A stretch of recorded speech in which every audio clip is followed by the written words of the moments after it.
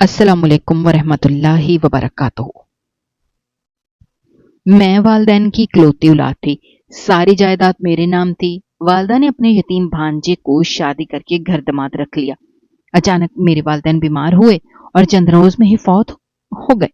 मैं दिन रात रोती रहती तो मेरा शौहर मुझे जबरदस्ती रात को दूध पिला देता, जिसको पीकर मैं फौरन सो जाती। वो मेरा बहुत ख्याल रखता था, मगर मैं दिन ब दिन कमजोर होती जा रही थी। एक दिन बूढ़ी मुलाजमा ने मुझको दूध के साथ एक पर्ची लिख कर दी, जिसको पढ़कर मेरे कदमों के नीचे से जमीन निकल गई। मैं जैसे ही आंख बंद के लेटी, मेरे शौहर के साथ कोई और भी।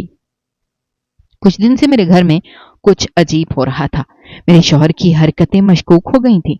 जैसे ही रात होती, कमरे में एक अजीब सा तमाशा शुरू हो जाता, जिसे मेरी मुझे समझ नहीं आता था। लेकिन आज मैं आंख खोले इंतजार कर रही थी कि देखती हूं क्या होता है, और वही हुआ।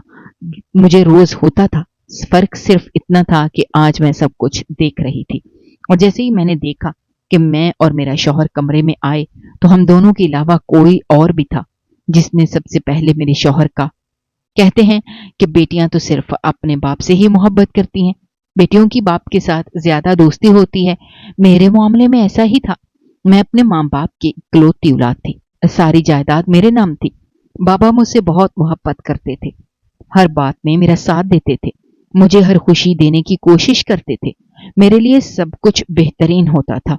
स्कूल, कॉलेज, यूनिवर्सिटी, हर जगह मेरे लिए चमकता हुआ रास्ता चुना जाता था। मेरी जिदें, मेरी ख्वाहिशें, मेरी नाराजगियां, सब कुछ बाबा के दिल पे नक्श हो जाती थी। जबकि माँ हमेशा से थोड़ी सख्त मिजाज थी। वो मुझे रोकती टोकती रहती थी। मुझे अच्छा नहीं लगता था जब वो मेरी पसंदीदा चीजों पर पाबंदी लगाती थी। कभी कपड़ों पर, कभी बाहर जाने पर, कभी किसी दोस्त के साथ ताल्लुक पर। उनके चेहरे पर हमेशा एक तनकीदी तासुर रहता था, जिसे मैं उनकी अपनी नहीं, किसी दुश्मन की बेटी हूं। और एक दिन मेरे सब्र का पैमाना लबरेज हो गया। मैंने उन्हें कह दिया कि मुझे तो ऐसा लगता है कि आप मेरी सुतेली माँ हैं। और वो चुप हो गई। ना उन्होंने गुस्सा किया, ना कुछ कहा। बस खामोश नहीं, जैसे उनके दिल को कोई चोट लगी हो, जैसे किसी ने उनके सीने पर तीर मार दिया हो। मुझे फौरन एहसास हुआ कि मैं हद से बढ़ गई हूं, और फिर मैंने उनसे माफी मांग ली। मगर उन्होंने कोई खास रद्द अमल नहीं दिया, ना नाराजगी, ना नरमी, बस एक पत्थर की तरह खामोश चेहरा।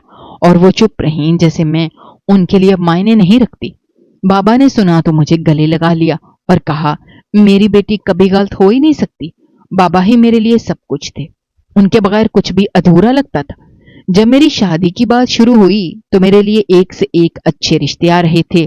कोई बैरूनी मुल्क से आ रहा था, कोई बड़े बिजनेसमैन का बेटा था, कोई सियासतदान का नवासा। मगर मेरी माँ को अपने भांजे जफर का ख्याल आया। उन्होंने बाबा से कहा, जफर बहुत अच्छा लड़का है, यतीम है मगर शरीफ है। हालात ने उसे बहुत कुछ सिखा दिया है। वो मेरी बहन का बेटा है, हम उसे अपना घर दमाद बना लेंगे तो हमें बेटी को रुखसत भी नहीं करना पड़ेगा। बाबा ने पहले तो इनकार किया और कहा कि वो कोई काम धंधा नहीं करता, न ही खानदान के मियार का है। लेकिन माँ की जिद और चालाकी ने अपना काम दिखाया। माँ ने कहा, हमें बेटी को रुखसत नहीं करना पड़ेगा, वो हमारे साथ ही रहेगी। बाबा की सबसे बड़ी कमजोरी मैं थी, और जब उन्हें लगा कि मुझे उनसे दूर नहीं होना पड़ेगा तो वो मान गए। उन्होंने कहा कि बेटी की जुदाई बर्दाश्त नहीं कर सकता, और अगर वो हमारे घर ही रहेगी तो बेहतर है। जफर ने भी फौरन हाँ कर दी। शायद उसे भी किसी ऐसे ही मौके की तलाश थी जहां वो बगैर मेहनत की एक बड़ी जायदाद का हिस्सेदार बन जाए और एक आसूदा जिंदगी गुजारे। शादी की तैयारियां शुरू हो गईं। बाबा ने कोई कसर न छोड़ी। हर चीज मेरी पसंद की थी। जोड़ा, जेवर, सामान, हर चीज मेरे ख्वाबों से बढ़कर था। मेहंदी के दिन बाबा की आंखें बार बार नम हो जाती और वो छुपाते छुपाते रोते थे। मैं हैरान थी कि वो क्यों रोते हैं। मैं तो कहीं जा ही नहीं रही, मैं तो उनके पास ही रहूंगी। मैं बार बार कहती कि बाबा, मैं तो आपके साथ ही हूं, फिर क्यों रोते हैं। वो कहते थे, बस बेटी, तू समझ नहीं सकती मेरे दिल की कैफियत। और माँ इस सारे मंजर में जैसे एक तमाशाई थी। उन्हें कोई जज्बाती लम्हा छू नहीं रहा था, न ही उनके चेहरे पर कोई फिक्र नजर आती थी, ना खुशी ना गम। जैसे उनके लिए ये सब महज एक रस्म हो। शादी का दिन आया तो घर में खूब रौनक थी। रिश्तेदार, दोस्त, अहबाब सब आए हुए थे। ہر کوئی تعریفیں کر رہا تھا کہ کیسے بابا نے اپنی اکلوتی بیٹی کی شادی کو ایک یادگار موقع بنا دیا۔ ظفر بھی بہت خوش نظر آ رہا تھا، جیسے وہ اپنی قسمت پر یقین نہیں کر پا رہا ہو کہ وہ اتنی دولت، خوبصورت بیوی اور اتنا آرام ایک ہی دن میں پا گیا۔ نکاح کے وقت بابا کی آواز کانپ رہی تھی۔ جب انہوں نے میرا ہاتھ ظفر کے ہاتھ میں دیا، ان کے ہاتھ مسلسل لرز رہے تھے، آنکھوں سے آنسو رک نہیں رہے تھے۔ انہوں نے میرے سر پر ہاتھ رکھا اور صرف اتنا کہا کہ بیٹی خوش رہنا اور کبھی مجھے بھول نہ جانا۔ شادی کے بعد میں وہیں اسی گھر میں تھی، لیکن ماحول بدل چکا تھا۔ میں کمرے میں اب ایک اور شخص بھی تھا جو شوہر کہلانے کے لائق تو تھا، مگر میرے دل میں اس کے لیے کوئی خاص جذبات نہیں تھے۔ مجھے اس سے کوئی محبت نہیں تھی، نہ ہی کوئی انسیت، لیکن میں نے خود کو سمجھایا کہ ماں باپ کے فیصلوں میں ہی برکت ہوتی ہے۔ اس نے بھی شروعات میں کافی اچھا برتاؤ کیا، ہر وقت میرے قریب رہنے کی کوشش کرتا، میری باتوں میں دلچسپی لیتا، میری پسند ناپسند جاننے کی کوشش کرتا، لیکن یہ سب میرے لیے نیا اور اجنبی تھا۔ میں نے کبھی کسی مرد کو اس قدر قریب سے جانا ہی نہیں تھا سوائے بابا کے، اور ان جیسا نرم دل شخص تو دنیا میں شاید ہی ہو۔ ظفر کی موجودگی مجھے بار بار بابا کی کمی کا احساس دلاتی تھی۔ بابا روزانہ میرے کمرے میں آتے، مجھے دعائیں دیتے، کبھی کچھ لا کر دیتے اور کہتے کہ بیٹی یہ تمہارے لیے ہے۔ ماں اب پہلے سے زیادہ سخت ہو چکی تھی، جیسے اب ان کے دل کو مکمل سکون مل چکا ہو کہ انہوں نے اپنی مرضی کا فیصلہ منوا لیا اور اب سب کچھ ان کے کنٹرول میں ہے۔ وہ بار بار ظفر کو گھر کے معاملات میں شامل کرتے اور بابا کے فیصلوں کو نظر انداز کرتے۔ بابا اس سب پر خاموش رہتے، شاید اس لیے کہ وہ مجھے اپنی نظروں کے سامنے خوش دیکھنا چاہتے تھے، مگر مجھے اندر ہی اندر وہ ساری تبدیلیاں کھٹکنے لگی تھیں۔ شادی کے کچھ ہی ہفتوں بعد میں نے محسوس کیا کہ ظفر کے رویے میں نرمی کم اور خود اعتمادی زیادہ آ گئی ہے۔ وہ میری باتوں کو اتنی اہمیت نہیں دیتا تھا۔ جائیداد اور پیسوں کے حوالے سے وہ بار بار مشورے دینے لگا تھا۔ وہ بابا کے ساتھ بیٹھ کر کاروبار کی باتیں کرنے لگا تھا اور اکثر ماں کے کمرے میں دیر تک بیٹھا رہتا تھا۔ مجھے احساس ہونے لگا کہ کچھ ایسا ہو رہا ہے جو میرے لیے اچھا نہیں ہے۔ بابا بھی اب تھوڑے تھکے تھکے نظر آنے لگے تھے، جیسے کوئی بوجھ ان کے دل پر بڑھتا جا رہا ہو اور وہ اسے مجھ سے چھپانے کی کوشش کرتے ہوں۔ میں اندر ہی اندر گھٹنے لگی تھی کہ جس شادی کو میرے لیے راحت کا ذریعہ بننا تھا، وہ میرے لیے ایک عجیب سی الجھن بننے لگی تھی۔ مجھے سمجھ نہیں آ رہا تھا کہ یہ سب کیا ہو رہا ہے اور کیوں ہو رہا ہے۔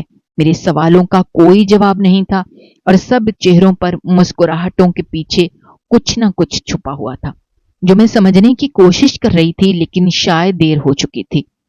اسی سب میں الجھی ہوئی تھی کہ ایک دن اچانک میری دنیا بکھر گئی۔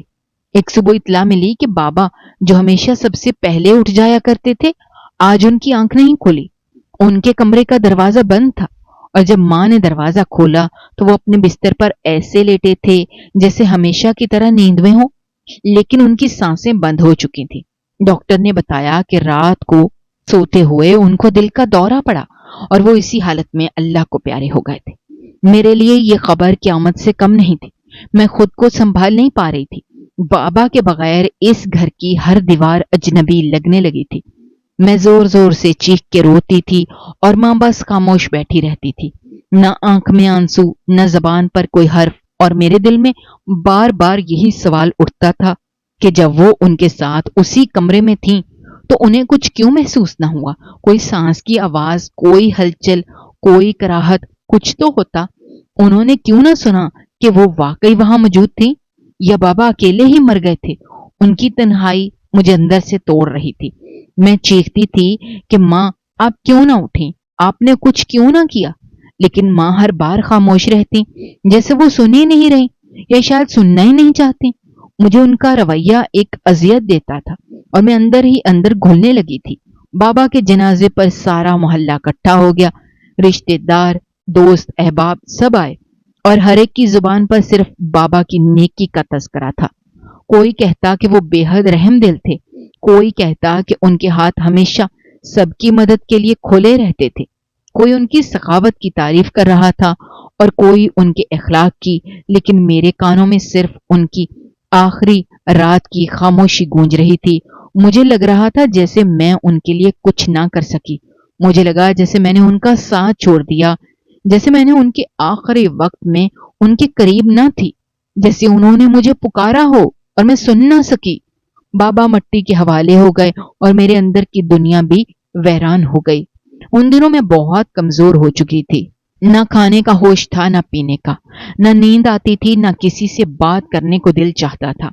ماں بھی مجھے تسلی نہ دیتی تھی. ان کا رویہ ویسا ہی سرد تھا جیسا ہمیشہ سے تھا. شاید وہ صدمے کو اپنے اندر چھپا کر بیٹھی تھی، یا شاید ان کے دل میں کچھ اور تھا. لیکن ان دنوں ایک شخص تھا جو میرے آس پاس ہر وقت موجود تھا، اور وہ تھا میرا شوہر ظفر. وہ میرا بہت زیادہ خیال رکھ رہا تھا. اس نے بابا کی تدفین سے لے کر رسم کول تک سب کچھ خود دیکھا، ہر انتظام میں پیش پیش رہا. اور جب سب لوگ واپس چلے گئے اور گھر سنسان ہو گیا، تب بھی وہ میرے قریب رہا. وہ مجھے تسلی دیتا کہ زندگی کبھی نہیں رکتی، ہر کسی کو جانا ہوتا ہے اور ہمیں ان کے بغیر جینا سیکھنا ہوتا ہے. اس کی باتوں میں کچھ ایسا درد تھا جو میرے دل کو تھوڑا بہت سکون دیتا تھا. ایک دن میں کمرے کے کونے میں بیٹھی تھی اور کچھ بھی نہیں کھایا تھا، تو وہ آیا اور میرے لیے کھانے کی پلیٹ لے کر آیا. میں نے کہا مجھے نہیں کھانا. اس نے کہا اگر تم ایسے کرو گی تو تم بیمار ہو جاؤ گی. کیا تم چاہتی ہو کہ تمہارے بابا کی بیٹی بیمار ہو جائے؟ انہوں نے تمہیں ایسے تو نہیں چھوڑا تھا. مجھے اس کی بات میں ایک خاص محبت اور فکر محسوس ہوئی. اس نے میرے ہاتھوں میں چمچ دیا اور کہا اگر تم نہیں کھاؤ گی تو میں بھی کچھ نہیں کھاؤں گا. اور اس طرح میں تھوڑا تھوڑا کھانے لگی. ایک رات وہ میرے لیے دودھ کا گلاس لے کر آیا. میں نے کہا کہ مجھے نہیں پینا. اس نے کہا تم دن میں کچھ کھاتی نہیں ہو اور اگر دودھ بھی نہیں پیو گی تو تمہیں بہت نقصان ہوگا.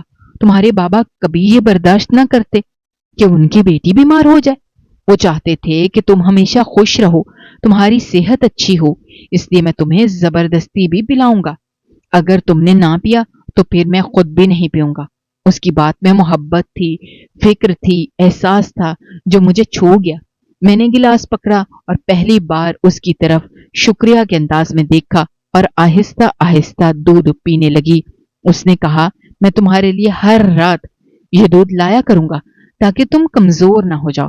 مجھے الائچی بہت پسند تھی اور جب اگلی رات وہ دودھ لایا تو اس میں الائچی کی خوشبو تھی. میں نے حیرت سے پوچھا تمہیں کیسے پتا چلا؟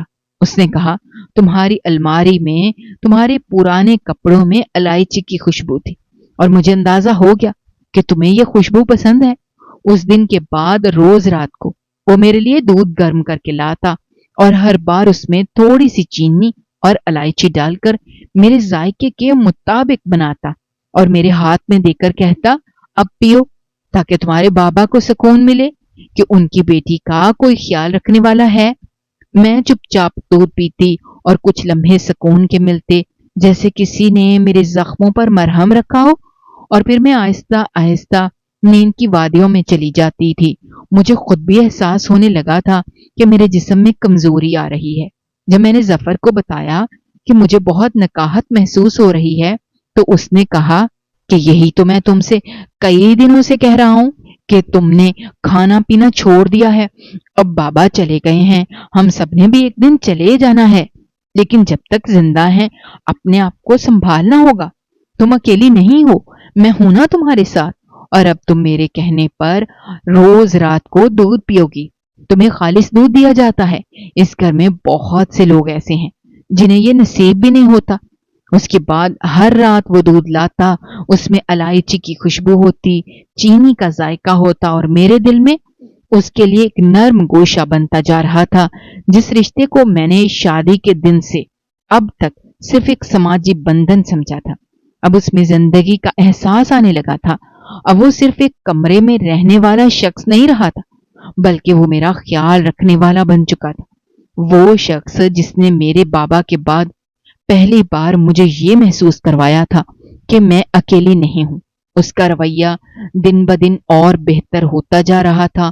اس کے لہجے میں نرمی تھی، آنکھوں میں سچائی تھی اور دل میں وہ اپنائیت جو ہر عورت اپنے شریک حیات میں چاہتی ہے. میں نے کبھی اسے شوہر کے روپ میں سوچا نہیں تھا، لیکن اب وہ صرف ظفر نہیں تھا، اب وہ میرا ساتھ دینے والا، میرا ہمسفر بننے لگا تھا. بابا صحیح کہتے تھے کہ یہ شخص تم سے بہت محبت کرے گا، تمہارا بہت خیال رکھے گا۔ اور وہ اکثر یہ بھی کہتے تھے کہ کچھ لوگ اپنی محبت الفاظ سے نہیں بلکہ عمل سے ظاہر کرتے ہیں۔ میں بھی یہی سمجھنے لگی تھی کہ چاہے اس کے پیچھے کوئی بھی وجہ ہو، ظفر نے میرے دکھ میں میرا ساتھ دیا تھا۔ بابا کی جدائی کے بعد جو خلا میرے دل میں پیدا ہوا تھا، اس خلا کو کسی حد تک اس نے اپنی موجودگی سے کم کرنے کی کوشش کی تھی۔ رات کو دودھ دینا، صبح میرے لیے ناشتہ رکھنا، دوپہر کو میرے سونے کا وقت دیکھنا، یہ سب وہ چھوٹی چھوٹی باتیں تھیں جن سے مجھے لگتا تھا کہ بابا اب بھی میرے آس پاس موجود ہیں۔ لیکن کبھی کبھی مجھے ظفر میں ایک عجیب سی بے چینی محسوس ہوتی تھی، جیسے وہ کچھ چھپاتا ہو، جیسے وہ مکمل طور پر میرے ساتھ موجود ہو کر بھی کہیں اور کھویا ہوا ہو، جیسے اس کے دل میں کوئی ایسی بات ہو جو وہ کہنا چاہتا ہو لیکن کہہ نہیں پاتا تھا۔ وہ میری ماں کے ساتھ بھی بہت زیادہ وقت گزارنے لگا تھا، اور جب وہ دونوں باتیں کر رہے ہوتے تو اگر میں کمرے میں چلی جاتی تو ایک لمحے کے لیے خاموشی چھا جاتی، پھر وہ بات بدل دیتے۔ ایک دن ایسا ہوا کہ میں تھوڑی دیر کے لیے گھر میں اکیلی رہ گئی۔ نہ ظفر تھا نہ ماں۔ مجھے نہیں پتا کہ وہ کہاں گئے تھے، لیکن میری طبیعت اچانک سے بہت خراب ہو گئی، جسم ٹوٹنے لگا، دل گھبرانے لگا۔ میں نے فوراً فیصلہ کیا کہ ڈاکٹر کے پاس جانا چاہیے۔ میں نے نوکرانی کو آواز دی اور کہا کہ اگر ماں یا ظفر واپس آئیں تو ان کو بتا دینا کہ میں ڈاکٹر کے پاس گئی ہوں۔ میں اکیلی باہر نکلی، ٹیکسی لی اور قریبی کلینک گئی۔ ڈاکٹر نے میرا چیک اپ کیا تو حیرت سے میری طرف دیکھا اور کہنے لگی کہ آپ کی حالت تو بہت خراب ہے، بہت زیادہ کمزوری ہو چکی ہے، آپ نے اپنا بہت برا حال کر لیا ہے۔ آپ کو ڈائریا ہوا ہے یا کوئی اور معدے کا مسئلہ ہے؟ کیا آپ کا پیٹ خراب ہے؟ میں نے حیرت سے کہا نہیں، ایسا کچھ نہیں ہوا، مجھے کوئی بیماری نہیں ہے، بس میں کچھ دنوں سے کھانے پینے کا خاص خیال نہیں رکھ رہی۔ تو انہوں نے کہا آپ روزانہ دودھ پیا کریں تاکہ جسم میں طاقت آ سکے۔ میں نے مسکرا کے کہا میں تو روزانہ دودھ پیتی ہوں، اور وہ بھی خالص دودھ۔ لیکن انہوں نے حیرت سے کہا اگر آپ واقعی روزانہ دودھ پی رہی ہوتی تو آپ کی حالت ایسی نہ ہوتی۔ مجھے لگا جیسے ڈاکٹر مجھے ڈرا رہی ہے۔ میں نے کہا اب تو مجھے لگتا ہے کہ ڈاکٹر ہمیشہ بری خبر ہی سناتے ہیں۔ کبھی کوئی کہتا ہے بلڈ شوگر ہے، کبھی کوئی کہتا ہے وٹامنز کی کمی ہے، کبھی کوئی کہتا ہے ہارمونز کا مسئلہ ہے۔ ڈاکٹرز کو کوئی خوشی کی خبر دینا آتی ہی نہیں۔ خیر میں دوا لے کر واپس آئی۔ جب میں گھر پہنچی تو میرے ساتھ ہی گیٹ سے اندر داخل ہوتے ہوئے ماں اور ظفر بھی نظر آئے۔ ان دونوں کے چہرے پر ایک عجیب سی خوشی تھی، جیسے وہ کسی پرسکون لمحے سے واپس آئے ہوں، جیسے کوئی کام مکمل ہوا ہو۔ لیکن جیسے انہوں نے مجھے دیکھا، ان کے چہروں سے مسکراہٹ غائب ہو گئی اور ایک سنجیدگی سی چھا گئی۔ ماں نے آنکھیں چرا لیں اور ظفر فوراً میرے قریب آیا اور کہنے لگا ارے کیا ہوا، تم کہاں چلی گئی تھی، طبیعت کیسی ہے؟ مجھے لگا شاید وہ میری فکر میں مبتلا ہو گیا۔ اس نے میری بات کا جواب نہیں دیا کہ وہ کہاں گئے تھے، اور میں نے بھی اس وقت ان کے چہروں کے تاثرات دیکھ کر کچھ پوچھنا مناسب نہیں سمجھا، کیونکہ ویسے بھی گھر میں بابا کے جانے کو 1 مہینہ ہی ہوا تھا اور فضا میں اب بھی وہی خاموشی اور سوگ طاری تھا۔ میں نے ظفر کو بتایا کہ ڈاکٹر نے کہا ہے میں بہت کمزور ہو گئی ہوں، تو وہ فوراً کچن کی طرف چلا گیا اور میرے لیے دودھ گرم کرنے لگا۔ مجھے یہ بات عجیب لگی کہ میں پچھلے 15 دنوں سے روزانہ رات کو دودھ پی رہی ہوں، اور وہ بھی خالص دودھ الائچی والا، چینی والا۔ پھر بھی اگر میری طبیعت خراب ہو رہی ہے تو اس کا مطلب ہے کیا واقعی میں اتنی بیمار ہو گئی ہوں کہ دودھ بھی مجھے فائدہ نہیں دے رہا، یا پھر کچھ اور مسئلہ ہے؟ لیکن پھر خود کو یہ کہہ کر چپ کرا لیا کہ شاید بابا کی جدائی کا غم اب بھی میرے جسم میں پھیلا ہوا ہے، وہ دکھ جو دن میں خاموشی سے جیتا ہے اور رات کو آنکھوں سے برس جاتا ہے، شاید وہی میری کمزوری کی اصل وجہ ہے۔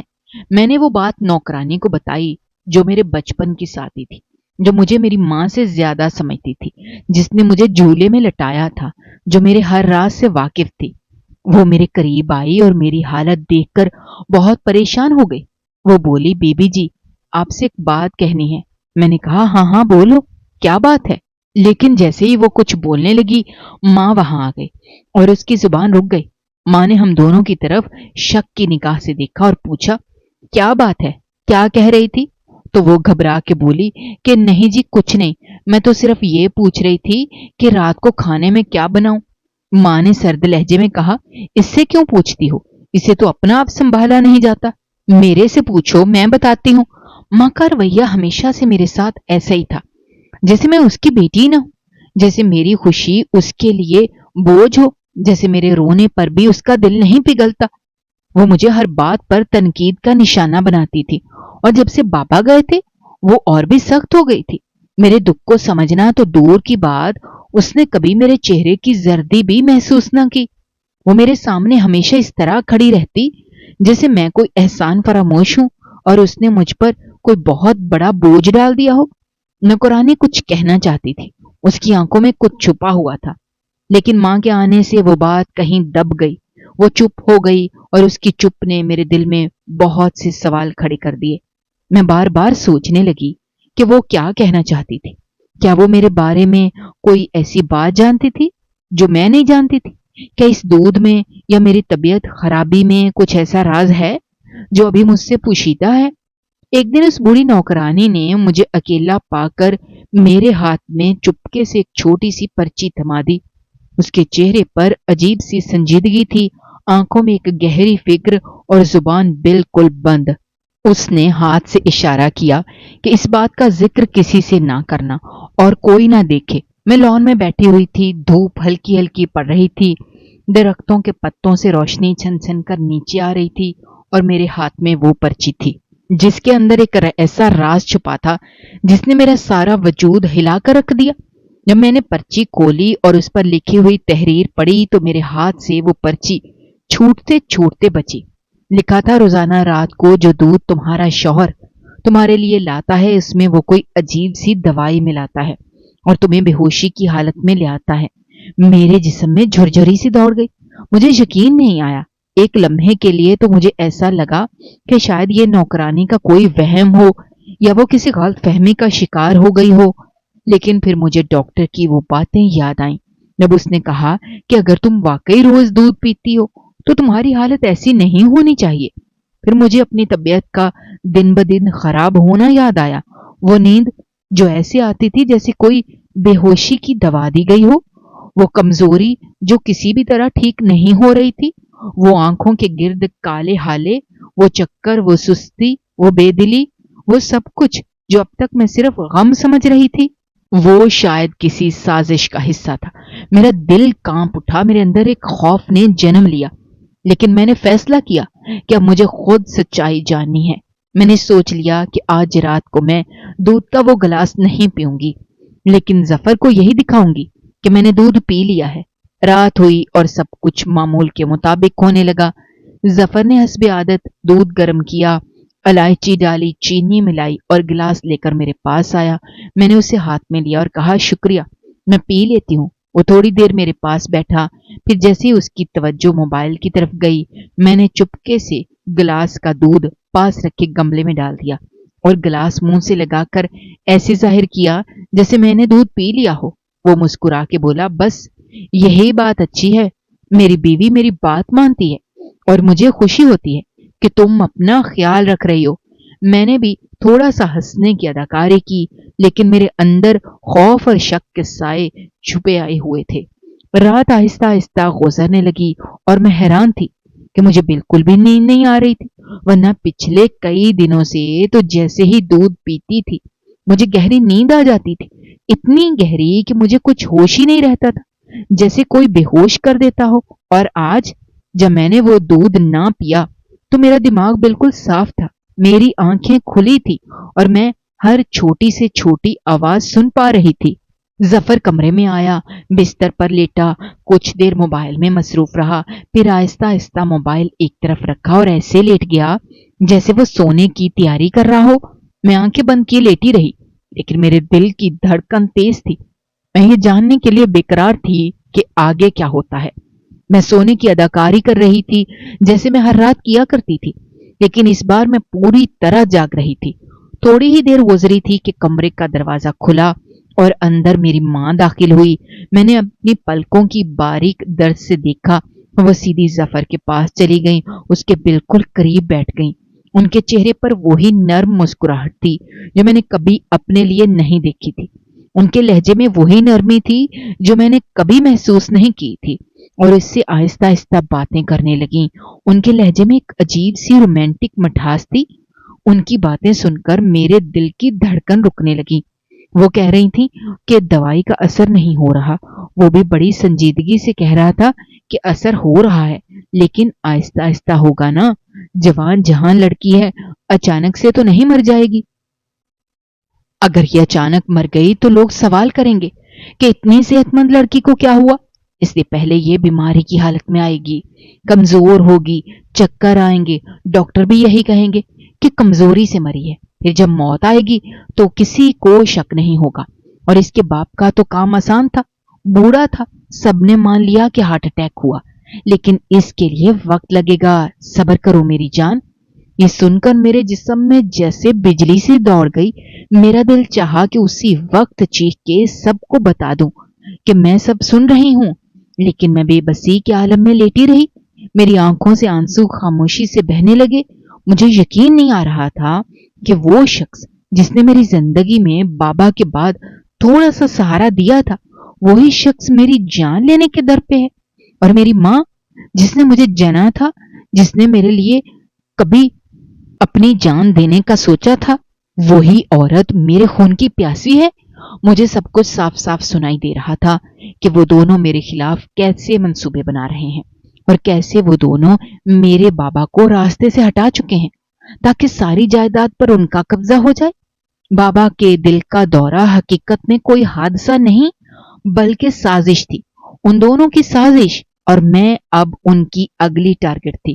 میں اندر سے ٹوٹ چکی تھی، میرے آنسو میرے تکیے کو بھگو چکے تھے، میری سانسیں رکی رکی لگ رہی تھیں، لیکن میں نے فیصلہ کر لیا تھا کہ اب میں خاموش نہیں رہوں گی۔ میں ان کے نرگے میں آ کر مرنے والی نہیں ہوں۔ میں وہ بیٹی ہوں جس کے بابا نے اسے مضبوط بنایا تھا، وہ بیٹی جس کے اندر اب اپنے باپ کا خون بولنے لگا تھا۔ اب میں ان دونوں کو بے نقاب کر کے رہوں گی، لیکن مجھے وقت اور ہوشیاری کی ضرورت تھی، کیونکہ اب میری زندگی ایک کھیل بن چکی تھی، ایک ایسا کھیل جس میں یا تو میں مر جاتی یا وہ دونوں اپنے انجام کو پہنچتے۔ مجھے اس بوڑھی نوکرانی نے وہ بات بتائی جو میرے حواسوں کو جھنجھوڑ دینے کے لیے کافی تھی۔ اس نے میری آنکھوں میں دیکھ کر کہا، بی بی جی، یہ عورت تمہاری سگی ماں نہیں ہے، اور یہ لڑکا جس کو وہ اپنا بھانجا کہتی ہے، وہ اس کا عاشق ہے۔ یہ دونوں ایک ساتھ بہت پہلے سے جڑے ہوئے ہیں، اور جب تمہارے بابا نے دوسری شادی کی تھی تو تم بہت چھوٹی تھی۔ تمہارے بابا نے یہ بات تم سے چھپا لی تاکہ تمہیں کبھی یہ احساس نہ ہو کہ تمہاری ماں سگی نہیں ہے۔ وہ تمہیں اس لیے بھی ہر وقت ڈانٹتی رہتی تھی کیونکہ وہ تمہیں اپنا بوجھ سمجھتی تھی، اور اس کے دل میں تمہارے لیے کبھی بھی ماں جیسا پیار نہیں تھا۔ وہ صرف اس لیے تمہیں برداشت کر رہی تھی کہ تمہارے نام ساری جائیداد تھی، اور وہ کسی بھی طرح اس جائیداد پر قبضہ کرنا چاہتے تھے۔ جب اس نوکرانی نے یہ بات کہی تو میری روح تک کانپ اٹھی۔ میری آنکھوں کے سامنے ساری زندگی کی فلم چلنے لگی۔ مجھے ہر وہ لمحہ یاد آنے لگا جب اس عورت نے مجھ سے نفرت کی، ہر وہ وقت جب مجھے لگا کہ شاید ماں کا دل تھوڑا سخت ہے، لیکن دراصل وہ میرا خون ہی نہ تھی۔ مجھے ایک ایک بات کی سمجھ آنے لگی۔ بابا نے ہمیشہ اس لیے چھپایا کہ وہ مجھے تکلیف سے بچانا چاہتے تھے، لیکن وہ اس بات سے بے خبر تھے کہ اس چھپائی گئی حقیقت نے میری جان پر بنائی۔ میں اگر اسی وقت ان کے سامنے جا کر یہ بات کہہ دیتی کہ مجھے سب پتہ چل گیا ہے تو وہ مجھ پر حملہ بھی کر سکتے تھے، کیونکہ ان کے اندر اب صرف لالچ تھا، دولت کا نشہ تھا، اور ایک خوف تھا کہ اگر میں نے زبان کھولی تو ان کا سارا کھیل برباد ہو جائے گا۔ وہ اس حد تک گر چکے تھے کہ میرے قتل کی سازش رچائی تھی۔